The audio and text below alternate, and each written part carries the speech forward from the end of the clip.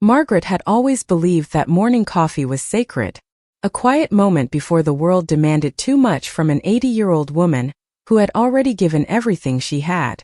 She sat at her son-in-law's kitchen table, watching steam rise from her mug while her daughter Sarah bustled around, preparing breakfast with the kind of aggressive efficiency that made Margaret feel like she was in the way. The kitchen smelled like bacon and burned toast. Sarah's husband Derek had left early for work, muttering something about a presentation. Their 22-year-old son Kyle emerged from his bedroom around 10, still wearing yesterday's gaming headset around his neck like some kind of trophy. "Morning, Grandma," Kyle said, sliding into the chair across from her. His hair stuck up in odd directions, and his eyes had that glazed look of someone who had stayed up until dawn staring at screens. Margaret smiled at him. Despite everything, she loved her grandson, even if he hadn't held a job longer than 3 weeks in his entire adult life. Even if his idea of responsibility was remembering to charge his phone. "Sleep well?" she asked, though she already knew the answer. The walls in this house were thin, and she had heard the clicking and shouting from his room until at least 4 in the morning. Kyle shrugged, reaching for the orange juice. "Yeah, whatever." "Hey, Grandma, I need to ask you something." Something in his tone made Margaret set down her coffee. She had learned to recognize that particular inflection over the past 6 months of living here. It was the same voice he used when he wanted money for gas, or when he needed her to co-sign for something he couldn't afford. "What is it, sweetheart?" Kyle glanced toward the stove where Sarah was aggressively scraping eggs from a pan. "There's this new setup I need. For streaming. It's kind of expensive, but it's an investment, you know? Like I could actually make money from this." Margaret had heard variations of this speech before. The photography equipment that would launch his career. The online course that would teach him web design. The protein supplements that would help him become a personal trainer. None of them had panned out. "How expensive?" she asked quietly. $7,000. "But like I said, it's an investment. I just need to borrow it, and I'll pay you back once I start making money from the streams." $7,000. Margaret felt something cold settle in her stomach. It wasn't that she didn't have the money. Her late husband's life insurance and their savings meant she wasn't struggling financially. But $7,000 for gaming equipment seemed impossibly frivolous. "That's a lot of money, Kyle." "I know, but Grandma, this is my chance. I've been working on building my audience for months. I just need the right equipment to take it to the next level." Margaret looked at her grandson. Really looked at him. She saw a young man who had never been told no. Who had never had to work for anything meaningful. Who believed that success should come easily, with minimal effort and maximum reward. "I'm sorry, honey," she said gently, "but I can't give you that kind of money." The words hung in the air for a moment. Kyle's face shifted from expectant to confused to something harder. "What do you mean you can't?" "I mean I won't. $7,000 is too much money for something like this." Sarah appeared at Margaret's shoulder so quickly, it was like she had materialized from thin air. Her face was flushed. Whether from the heat of the stove or from anger, Margaret couldn't tell. "Mom, what's the problem? It's not like you're spending money on anything else." Margaret felt her spine straighten. "Excuse me. You heard me. You sit around here all day, we pay for everything, and now Kyle asks for one thing and you won't help him." The accusation hit Margaret like a physical blow. She had been contributing to the household expenses since she moved in after her hip surgery. She bought groceries, paid the electric bill, and never complained when Derek used her car for his weekend golf trips. "Sarah, I've been helping with bills since I got here." "Helping?" Sarah's laugh was sharp and ugly. "Mom, you're living here rent-free. We're taking care of you. The least you could do is help Kyle when he asks."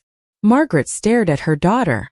This woman who had once brought her drawings from school, who had cried when Margaret braided her hair too tight, who had called her every day during college just to hear a familiar voice. When had Sarah become this person? When had love turned into accounting? "I said no, and I meant it." Sarah's face went white with rage. For a moment, Margaret thought her daughter might actually yell. Instead, Sarah did something worse. She reached for Margaret's coffee mug and, without warning, tipped it directly into Margaret's lap. The liquid was still hot. Not scalding, but hot enough to make Margaret gasp and jump to her feet. The ceramic mug fell to the floor, shattering into pieces that scattered across the linoleum. Coffee soaked through Margaret's thin cotton pants, staining the fabric dark brown. Margaret stood there, dripping and shocked, while Sarah crossed her arms and stared at her with cold calculation. "Maybe that will help you think more clearly," Sarah said. "Kyle needs that money. You have it. Either you help your family, or maybe you need to find somewhere else to live." The kitchen was completely silent except for the sound of coffee dripping from Margaret's clothes onto the floor. Kyle sat frozen in his chair, staring at his phone like he could disappear into it. Margaret felt the wetness spreading across her thighs, felt the sting of humiliation more than the heat of the liquid. "You're giving me an ultimatum," Margaret said. Her voice sounded strange to her own ears, too calm for what had just happened. "I'm giving you a reality check. We've been supporting you for months. All we're asking is that you support Kyle when he needs it." Supporting her. As if Margaret hadn't been paying for half their utilities. As if she hadn't been buying groceries and gas and asking for nothing in return except a place to recover from surgery. As if she were some kind of charity case instead of a woman who had raised Sarah, loved her, sacrificed for her. Margaret looked down at the broken mug on the floor. One piece had landed near her foot, showing part of a painted flower that had once been beautiful. She thought about her husband, about how he would have reacted to seeing someone treat her this way. She thought about the woman she used to be, before arthritis and hip surgery and grief had made her feel small and dependent. "I'll be gone before dinner," Margaret said quietly. Sarah blinked. "What?" "You heard me. I'll pack my things and be gone before dinner." "Mom, you're being dramatic." "I didn't mean." "Yes, you did." Margaret walked carefully around the broken ceramic, her wet clothes clinging uncomfortably to her legs. "You meant every word. And now I'm telling you that I heard you." She walked to the guest room that had been her home for 6 months, closed the door behind her, and sat on the edge of the bed. Her hands were shaking, but not from fear. From something else. Something that felt almost like relief. Margaret pulled her old phone from the nightstand drawer and scrolled through her contacts until she found the number she needed. Harold. Her neighbor from her old house. A retired accountant who had always been kind to her. She hadn't spoken to him since moving in with Sarah, though he had left several voicemails asking how she was doing. The phone rang twice before he answered. "Margaret? Is everything okay?" "Harold, I need help. Are you busy today?" "For you? Never." "What's going on?" Margaret looked around the guest room that had never felt like home. At the charity shop furniture and the single window that looked out onto Sarah's backyard, where she wasn't allowed to plant anything because it might interfere with Derek's lawn care routine. "I need to move out of my daughter's house. Today. And I think I might need a lawyer." There was a pause. Then Harold's voice, steady and reassuring. "I'll be there in an hour. Don't pack anything heavy. We'll figure this out together." After she hung up, Margaret sat in the quiet room and listened to the sounds of the house continuing around her. Sarah running water in the kitchen, probably cleaning up the coffee. Kyle's bedroom door slamming. The television turning on too loud, the way it always did when Sarah was upset. Margaret opened the top drawer of the dresser and pulled out a small notebook she had been keeping. Not a diary exactly, but a record. Dates when she had paid bills. Amounts she had contributed to household expenses. Times when Sarah had made decisions about Margaret's money or her mail or her medical appointments without asking. She hadn't been keeping track to build a case. She had been keeping track because she was old and sometimes she forgot things and she wanted to make sure she was being fair. But as she flipped through the pages, she realized she had been documenting something else entirely. She had been documenting her own erasure. Margaret closed the notebook and slipped it into her purse. Then she opened her suitcase for the first time in 6 months and began to pack the life she was reclaiming, one piece at a time. Outside her door, she could hear Sarah moving around the kitchen, but no one knocked. No one came to apologize or to ask if she was hurt. That silence told Margaret everything she needed to know about how much she would be missed. But for the first time in months, she wasn't afraid of being alone. She was afraid of staying. Harold arrived exactly when he said he would, driving his old blue sedan with the careful precision of a man who had never been late for anything in his 75 years. Margaret watched him through the guest room window as he parked, straightened his tie, and walked up the front path carrying a canvas tote bag and wearing the kind of determined expression that made her feel less alone. She met him at the front door before he could knock. Sarah was nowhere to be seen, though Margaret could hear the television blaring from the living room and the familiar sounds of Kyle's video games from upstairs. "Ready?" Harold asked simply. Margaret nodded, shouldering her purse and pulling her small suitcase behind her.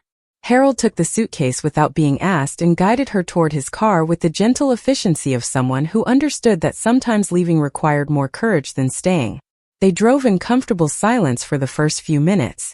Margaret watched the familiar streets of Sarah's neighborhood disappear behind them and felt something unexpected uncurling in her chest. Not relief exactly, but something like possibility. "Where would you like to go first?" Harold asked as they stopped at a red light. "I don't know," Margaret admitted. "I haven't lived anywhere but Sarah's house in months.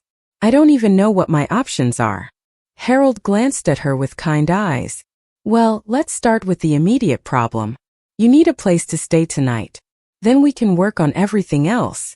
Margaret had been so focused on getting out of Sarah's house that she hadn't really considered what came next. The thought should have been terrifying, but instead it felt like the first real choice she had made in half a year. "There's a place I've been curious about," she said slowly. "Sunset Manor. It's that senior community with the nice gardens. I used to drive past it on my way to the grocery store." Harold nodded. "I know the place. Good reputation. Want to take a look?" Margaret hesitated. "Can we stop somewhere first? I need to figure out my finances. Sarah has been handling my banking since my surgery, and I'm not sure what's available to me." Something in Harold's expression shifted. "What do you mean she's been handling your banking?" "She said it would be easier if she managed my bills while I was recovering. I gave her access to my account so she could pay for my medications and doctor visits. It was supposed to be temporary." Harold was quiet for a moment. "Margaret, when was the last time you saw a bank statement?" Margaret tried to remember. "I'm not sure. A few months, maybe." Sarah said she had everything set up to go paperless to reduce clutter. "Do you have your bank cards?" Margaret opened her purse and began searching through the compartments. No bank card. No credit cards.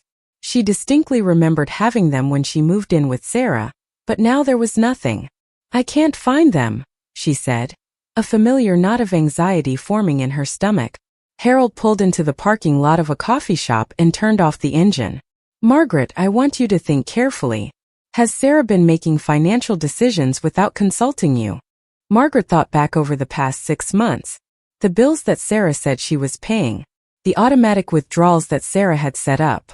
The way Sarah had discouraged her from going to the bank in person, saying it was too much trouble when everything could be handled online. "I think so," Margaret said quietly. "But I trusted her. She's my daughter." "I know you did. And I'm not saying she had bad intentions. But we need to make sure you still have control over your own money." They went into the coffee shop, and Harold bought them both coffee while Margaret tried to collect her thoughts.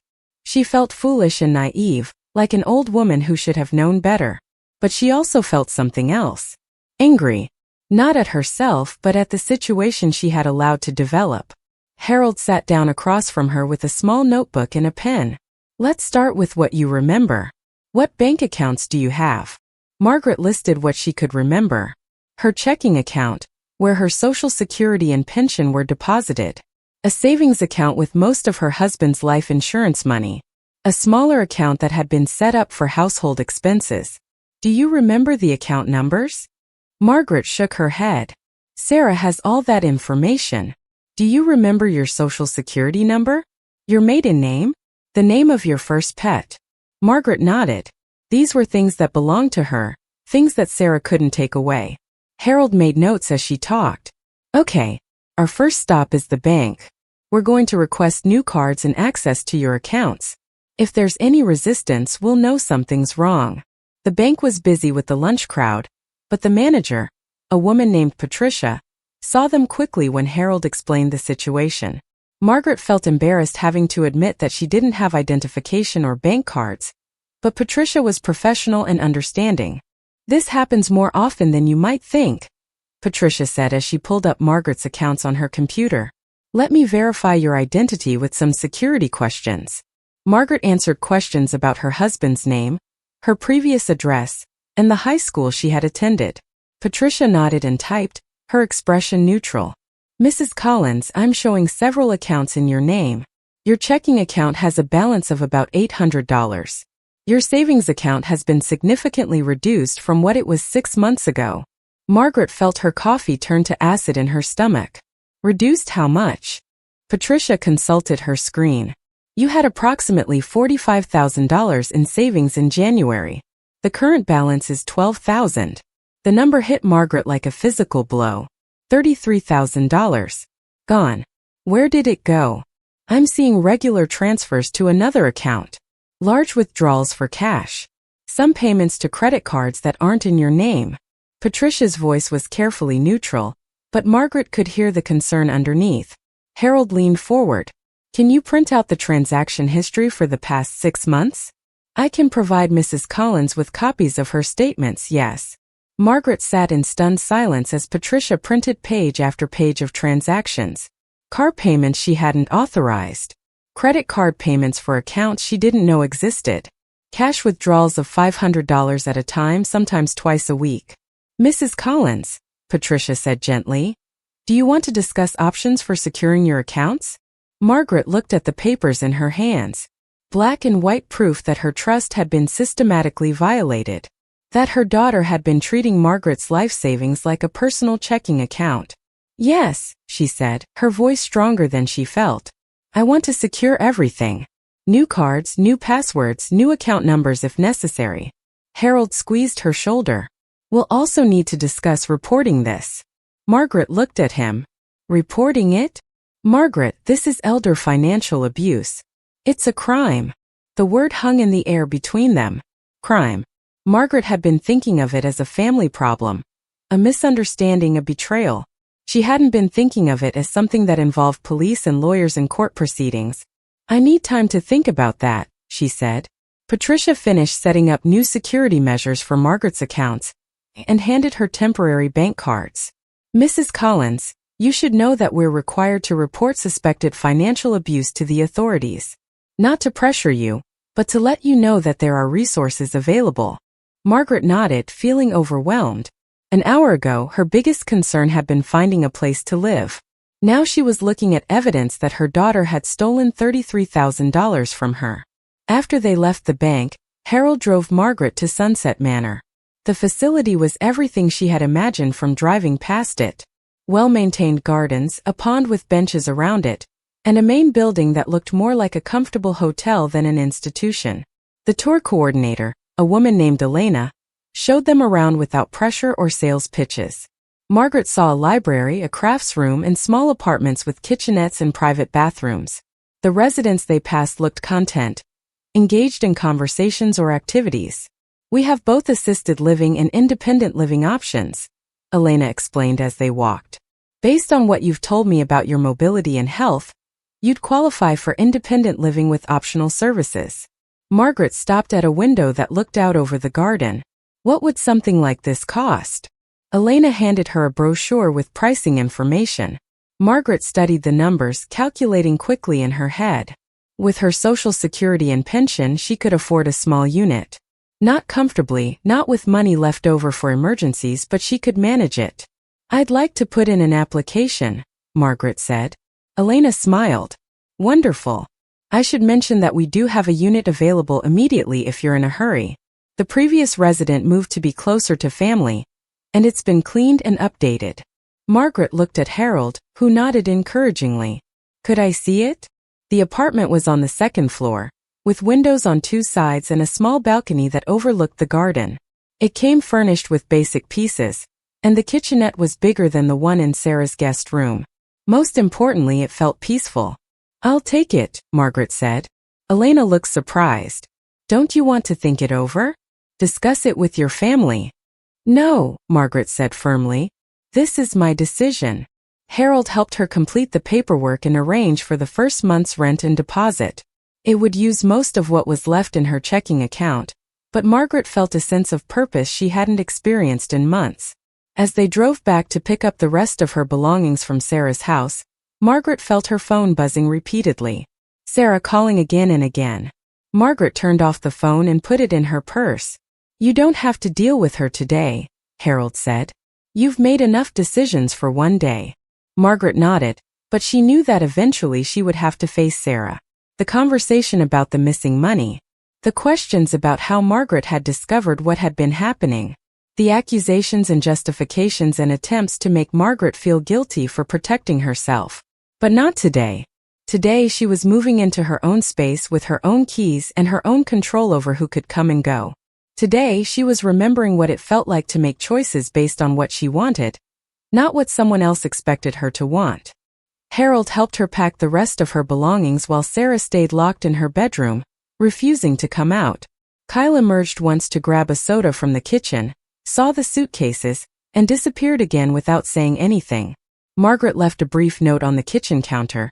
Thank you for letting me stay here while I recovered. I've found my own place and will be moving out today. She didn't mention the money. She didn't mention lawyers or police reports or financial abuse. She would deal with all of that later when she was ready on her own terms. As Harold carried her last bag to the car, Margaret took one final look around the house that had never quite felt like home. Then she locked the door behind her and handed the key to Harold. Ready for the next chapter? He asked. Margaret smiled. I think I am. Margaret's first night at Sunset Manor passed quietly, but sleep eluded her. She lay in the narrow bed, listening to unfamiliar sounds through the walls and trying to process everything that had happened. By morning, she felt oddly energized rather than tired. For the first time in months, she had woken up without someone else's schedule dictating her day. Harold arrived at 9 with coffee and pastries from the bakery down the street. How did you sleep?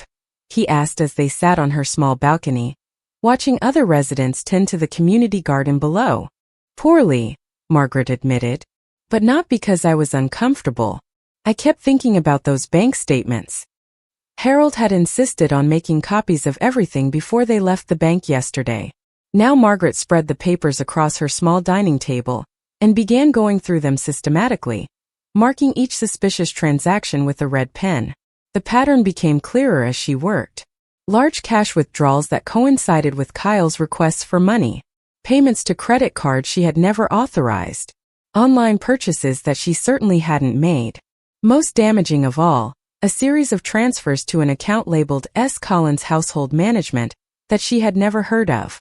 Harold, she said slowly, I think Sarah has been paying her own bills with my money. He looked over her shoulder at the highlighted statements. It looks that way. See this pattern here? The mortgage payment, the car payment, even their grocery bills. All coming out of your savings account. Margaret felt a familiar surge of anger.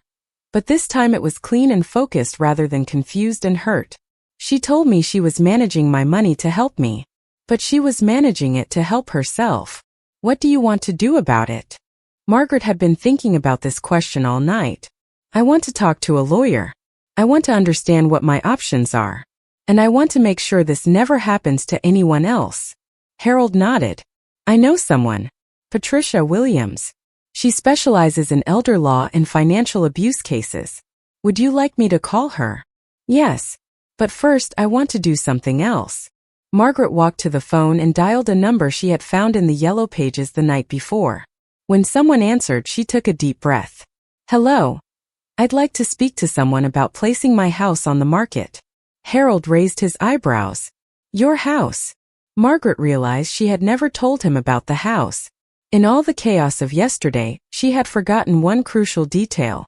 I still own my house, she explained. The one I lived in before my surgery. Sarah convinced me to let her and Derek move in while I was recovering, said it would be easier than having the place sit empty. But I never transferred the deed. The real estate agent, a woman named Carol, agreed to meet them that afternoon. Margaret hadn't seen her old house in 6 months, and she felt nervous as Harold drove her through the familiar neighborhood. The house looked different. Sarah had painted the front door a color Margaret didn't like, and had removed the flower boxes that Margaret had maintained for 20 years. Derek's boat sat in the driveway where Margaret's small garden used to be. Carol was waiting for them, a professional woman in her 50s with a warm handshake and a tablet full of comparative market analyses. Let's start with a walkthrough, Carol suggested. I'll need to assess the condition and any improvements that have been made. Margaret used her key to unlock the front door, feeling strange about entering her own house like a visitor. Inside, Sarah had rearranged everything. Margaret's furniture had been moved to make room for Derek's oversized television and leather recliner. The walls that Margaret had painted soft yellow were now a harsh white. "The bones of the house are excellent," Carol said as they moved through the rooms. "Great location, solid construction. Some of the recent changes aren't to my taste, but they're cosmetic." In what used to be Margaret's sewing room, they found Kyle's gaming setup. Multiple monitors, expensive chairs, and equipment that Margaret now realized had probably been purchased with her money. "What are you thinking for a listing price?" Margaret asked as they returned to the living room. Carol consulted her tablet. "In this market, with comparable sales in the neighborhood, I'd estimate around $320,000. Margaret felt her breath catch. She had bought the house with her husband 40 years ago for $35,000. She had known it had appreciated, but seeing the number in black and white made her realize just how much financial security she actually possessed. "How quickly could we list it?" she asked. "If you're serious about selling, I could have it on the market by Friday. That's 3 days from now." Margaret looked around the living room where she had raised Sarah, where she had nursed her husband through his final illness, where she had planned to spend her remaining years before everything changed. "Do it," she said. Carol began taking photos while Harold and Margaret sat on the front porch. Margaret felt her phone buzzing and finally answered it. "Mom, where are you?" Sarah's voice was sharp with anxiety. "I went by that place you're staying, and they wouldn't let me up to your room." "I'm at the house," Margaret said calmly. "What house?" "My house. The one you've been living in." There was a pause. "Mom, what are you doing?" "I'm having it appraised for sale." The silence stretched so long that Margaret thought the call had dropped. Then Sarah's voice came back, higher and more frantic. "You can't sell the house. We live here. This is Kyle's home. Actually, it's my home. You've been staying here temporarily while I recovered from surgery. That arrangement is ending." "Mom, you're not thinking clearly. You're upset about yesterday, and you're making rash decisions." Margaret felt the familiar tug of guilt, the old pattern where Sarah would make her feel unreasonable for having boundaries. But looking at the bank statements in her lap, Margaret found it easier to resist. "I'm thinking more clearly than I have in months," she said. "Sarah, we need to talk about my bank accounts." Another pause. "What about them?" "About the $33,000 that's missing." "Missing?" "Mom, that money wasn't missing. I was managing your expenses. You were paying your mortgage with my savings account. That was part of managing the household. You were living here. You were part of the household expenses." Margaret felt her anger crystallize into something harder and cleaner. "Sarah, you stole from me." "I did not steal from you. I was taking care of you. Do you have any idea how much it costs to support an elderly person? The extra groceries, the utilities, the wear and tear on the house. I was paying for my own groceries. I was paying the electric bill. That was barely covering the extra costs." Margaret realized that Sarah actually believed what she was saying, that she had convinced herself that draining Margaret's savings account was some kind of caregiving sacrifice rather than theft. "Sarah, I want you and Derek and Kyle out of my house by the end of the week. You can't do this. We have rights. We've been living here for months. You have no rights to my house. You're not on the deed, you're not on the mortgage, and you don't pay rent. You're guests, and I'm asking you to leave." Margaret hung up before Sarah could respond. Her hands were shaking, but not with fear. With the adrenaline of finally standing up for herself. Harold squeezed her shoulder. "That was harder than you expected?" "No," Margaret said. "It was easier. Once I started saying what was true instead of what would keep the peace." Carol finished her photos and joined them on the porch. "I'll have the listing prepared by tomorrow. Are you prepared for this to move quickly? In this market, we might have offers within days." Margaret nodded. The sooner the better. That evening, Margaret met with Patricia Williams in the lawyer's comfortable office downtown. Patricia was a woman about Sarah's age, but with a directness that Margaret found reassuring. "I've reviewed the bank statements you brought," Patricia said. "This is a clear case of financial exploitation. The question is what you want to do about it. What are my options? You can file a civil lawsuit to recover the stolen funds. You can report it to the police as elder abuse. You can do both, or you can do neither and just focus on protecting yourself going forward. Margaret had been thinking about this all day. What would happen if I reported it to the police? They would investigate. If they found evidence of criminal activity, they might file charges. Financial exploitation of an elderly person is a felony in this state. And a civil lawsuit? That would be about getting your money back. We would sue Sarah for the amount she took, plus damages and legal fees. Margaret sat quietly for a moment, thinking about Kyle and Derek, who would also be affected by whatever happened to Sarah. Thinking about the embarrassment and publicity that would come with legal proceedings. But also thinking about other elderly people who might be in similar situations, who might benefit from knowing that there were consequences for this kind of behavior. I want to do both, she said finally. I want to report it to the police, and I want to sue for the money. Patricia nodded. It won't be easy. Sarah will probably claim she had permission, that she was acting in your best interests. Are you prepared for that? I have documentation, Margaret said, pulling out a small notebook. I've been keeping track of things since I moved in with her.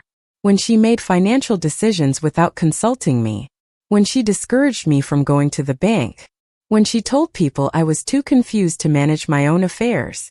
Patricia flipped through the notebook with growing interest. This is excellent. Dates, times, witnesses. You've been documenting the pattern of control. I thought I was just trying to remember things because I'm old, Margaret said. I didn't realize I was building a case. You were protecting yourself without knowing it. That's good instinct. Margaret left the lawyer's office feeling something she hadn't experienced in months. Not just relief or anger, but actual power.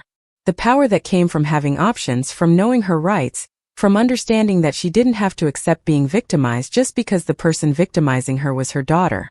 Harold drove her back to Sunset Manor as the sun was setting. How are you feeling about everything? He asked. Margaret looked out the window at the familiar streets of her town. Scared, she said honestly, but not of being alone.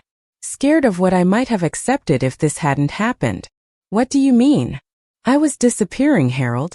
Day by day, decision by decision, I was letting myself become someone else's burden instead of my own person.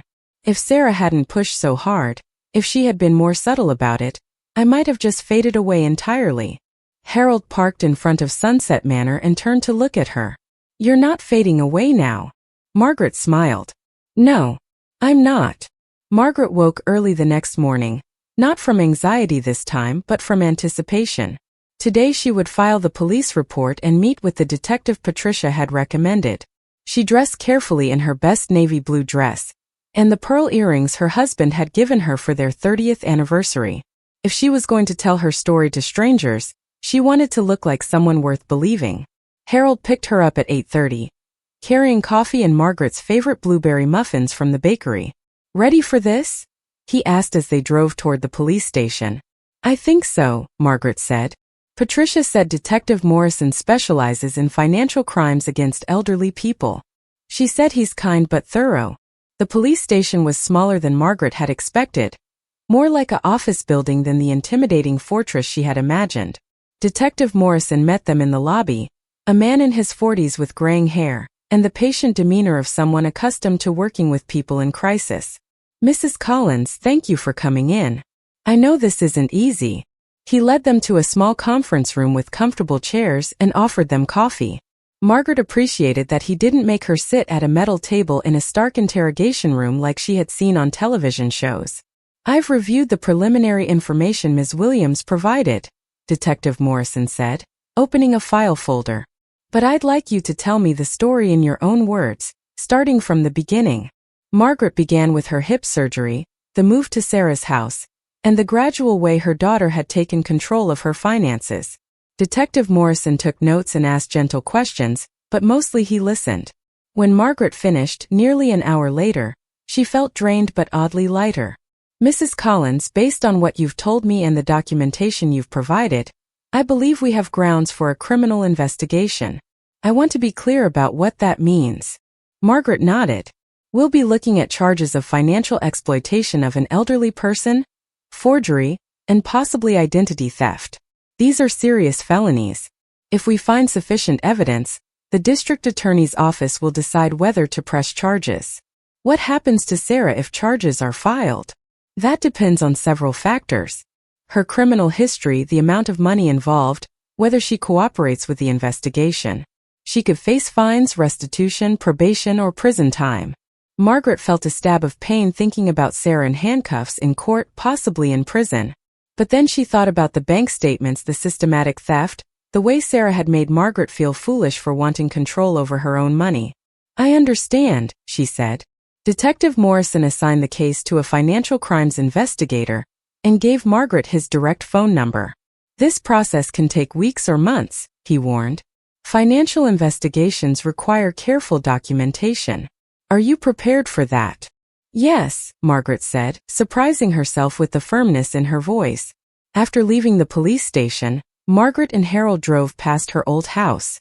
There was a for sale sign in the front yard, and Margaret could see boxes stacked on the front porch. Sarah was moving quickly. "Should we stop?" Harold asked. Margaret shook her head. "Not yet. Let her pack." Her phone rang as they pulled into the parking lot at Sunset Manor. Sarah again. Margaret had been letting the calls go to voicemail, but this time she answered. "Mom, we need to talk." "I'm listening." "Not on the phone. In person. I'm coming to that place where you're staying." "Sarah, I told the staff not to let you up to my room. Then come down to the lobby. Please, Mom. Give me 5 minutes." Margaret considered hanging up. She had said everything she needed to say. But something in Sarah's voice, a note of genuine desperation rather than manipulation, made her hesitate. 5 minutes, she said. In the lobby. With Harold present. Sarah was already waiting when Margaret came downstairs, sitting in one of the comfortable chairs near the front windows. She looked terrible. Her hair was unwashed, her clothes wrinkled, and she had dark circles under her eyes that made her look older than her 48 years. Margaret sat across from her with Harold beside her. Sarah glanced at Harold with obvious resentment but didn't ask him to leave. "Mom, I know you're angry with me, but this has gone too far. Do you realize what you're doing? The police called Derek at work today. They want to interview him about our finances. They're investigating financial crimes," Margaret said calmly. "Financial crimes? Mom, I was taking care of you. Everything I did was to help you." Margaret looked at her daughter and saw something she had never noticed before. Sarah actually believed what she was saying. She had convinced herself so thoroughly that she was the victim in this situation that she couldn't see Margaret's perspective at all. "Sarah, you stole $33,000 from my savings account." "I did not steal anything. You were living in our house, eating our food, using our utilities. I was managing your money to make sure your needs were met. You paid your mortgage with my money. Because you were living in the house. You bought Kyle a car with my money. Because he needed transportation to look for work." Margaret realized that Sarah would never acknowledge what she had done. In Sarah's mind, Margaret's money had become family money the moment Margaret needed help, and Sarah had appointed herself the manager of family resources. "Sarah, I want you to listen to me very carefully. I never gave you permission to use my savings account to pay your bills. I never agreed to fund Kyle's lifestyle. I never asked you to manage my finances permanently." Sarah's face crumpled. "Mom, you're destroying our family. Kyle is devastated. Derek might lose his job if this becomes public. How can you do this to us?" Margaret felt the familiar tug of guilt, the lifetime habit of putting everyone else's needs before her own. But this time she resisted. "I'm not doing anything to you. I'm protecting myself from what you already did to me. What about forgiveness? What about family loyalty? What about respect? What about asking permission before spending someone else's money?" Sarah stood up abruptly. "Fine. If this is how you want it to be, then this is how it will be. But don't come crying to me when you realize how alone you are." She walked toward the door, then turned back. "And Mom? When you die, don't expect us to be at your funeral." The words hit Margaret like a slap, but not the way Sarah intended. Instead of feeling wounded, Margaret felt liberated. Sarah had finally said what Margaret had been afraid to hear for months, that Sarah's love was conditional on Margaret's compliance. "I'll make note of that," Margaret said quietly. After Sarah left, Harold squeezed Margaret's hand. That was brutal. How are you holding up? I'm okay, Margaret said, and realized she meant it. Actually, I'm better than okay. She just told me exactly who she is. Over the following weeks, Margaret settled into a routine at Sunset Manor that felt more like living than anything she had experienced in months. She joined the book club, took a pottery class, and discovered that she enjoyed eating meals with other people again. The residents weren't all elderly. There were people in their 60s and 70s who had chosen community living over isolation. Detective Morrison called regularly with updates on the investigation. The forensic accountant had confirmed Margaret's analysis of the missing money. The bank had provided additional documentation of unauthorized transactions. Derek had been cooperative during his interview, admitting that he had known Sarah was using Margaret's money but claiming he thought Margaret had given permission. What about Kyle? Margaret asked during one of their phone calls. He claims he didn't know where the money was coming from. Says his mother told him you wanted to help him get established. Margaret wasn't surprised. Kyle had never been curious about anything that didn't directly benefit him. When will you know about charges? Soon. The district attorney's office is reviewing the case now. Margaret's house sold faster than anyone had expected. 3 offers came in the first weekend, all above asking price. Carol recommended accepting the highest offer, from a young family who planned to restore the garden that Derek had paved over. How does it feel to sell the house? Harold asked as they signed the final paperwork. Margaret thought about it. Like closing a chapter. Not a sad ending, just a completion. The money from the house sale went into a new bank account that only Margaret could access. Combined with recovering some of the stolen funds through the civil lawsuit Patricia was pursuing, Margaret would be financially secure for the rest of her life. 2 months after filing the police report, Detective Morrison called with news. The district attorney's office had decided to file charges against Sarah for financial exploitation of an elderly person and forgery. The charges carried potential penalties of up to 5 years in prison and full restitution. She'll probably be offered a plea deal, Detective Morrison explained. First offense, family situation, willingness to cooperate. But she'll have a criminal record, and she'll have to pay the money back. Margaret felt no satisfaction in the news but no regret either. Justice wasn't about revenge. It was about consequences and protection. Sarah called that evening crying, "Mom, they're going to arrest me. I could go to prison. Is this really what you want?" Margaret sat on her small balcony, watching the sunset over the garden. "Sarah, what I wanted was for you to ask before spending my money. What I wanted was to be treated with respect. What I wanted was to be seen as a person instead of a resource. It's not too late. You could drop the charges. You could tell them it was all a misunderstanding. It wasn't a misunderstanding, and it's not up to me anymore. You broke the law." Sarah hung up without saying goodbye. It was the last time they spoke. Margaret heard through mutual acquaintances that Sarah eventually accepted a plea agreement involving probation, community service, and full restitution. Kyle moved back in with Derek, who had kept his job despite the embarrassment. Neither of them attempted to contact Margaret. 6 months after moving to Sunset Manor, Margaret received an unexpected phone call from her granddaughter Emma, Sarah's older daughter who lived across the country. "Grandma, I just heard about everything that happened with Mom. I wanted you to know that I think you did the right thing." Margaret felt tears spring to her eyes. She hadn't realized how much she had missed having family who understood her side of the story. "Thank you, sweetheart. That means more than you know. I also wanted to ask if you'd like some visitors. My kids have been asking about their great-grandmother." Margaret smiled, looking out at the garden where other residents were tending their flowers. "I would love that very much." After she hung up, Margaret sat quietly for a while, thinking about families and boundaries and the difference between love and control. She thought about the woman she had been a year ago, afraid of being alone, willing to accept mistreatment to avoid abandonment. She was alone now in some ways, but she wasn't lonely. She had friends, activities, purpose, and most importantly, she had herself back. The person she had been before grief and illness had made her vulnerable to people who confused caregiving with ownership. Margaret opened her journal and wrote, "Today I remembered that being alone is different from being lonely, just like being family is different from being kind. I would rather be alone with my dignity than surrounded by people who see me as something to be managed, rather than someone to be loved. She closed the journal and went inside to make tea. Tomorrow the book club was discussing a novel about a woman who reinvented her life after divorce. Margaret was looking forward to the conversation.